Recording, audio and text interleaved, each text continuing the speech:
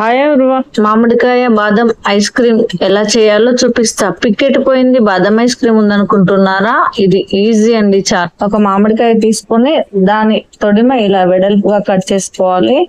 మెల్లగా అందులో ఉన్న పిక్కను జాగ్రత్తగా చుట్టూ కట్ చేసుకొని పిక్కను బయటకు తీయాలి. స్టవ్ పైన ఒక గిన్నెను పెట్టుకొని పాలు పోసుకొని, మామిడికాయ తీయగానే ఉంటుంది కాబట్టి కొంచెం సరిపోతుంది చక్కెర. అందులో ఒక 10 బాదం తీసుకొని చిన్న చిన్నగా కట్ చేసుకొని వేసుకోవాలి. అందులో ఒక ఇలాచి వేసుకుంటే సరిపోతుంది. వీటిని మళ్ళీ ఒకసారి కలుపుకొని, పాల పొడి ఉంటుంది కదండి, అదొక స్పూన్ వేసుకుంటే సరిపోతుంది. ఇందులోనే కాస్త పసుపు లేదంటే మా దగ్గర కుంకుమ పువ్వు ఉందన్నా సరే వేసుకోండి. ఇది ఒక్కసారి మసిన తర్వాత చల్లారనివ్వండి. చల్లారిన తర్వాత ఈ మామిడికాయల్లో వేసుకోండి. ఇంత ముందు కప్పు ఉంది కదండి, అది పెట్టుకొని మళ్ళీ డీప్ ఫ్రిడ్జ్ లో 7-8 గంటలు ఇప్పుడు చేతులకు వాటర్ పెట్టుకుంటూ ఇలా పొట్టంతా తీసేయండి. దీన్ని చాక్ తోని కట్ చేసుకుంటే సరే ఎంతో టేస్టీగా ఉండే మామిడికాయ బాదం ఐస్ క్రీమ్ రెడీ.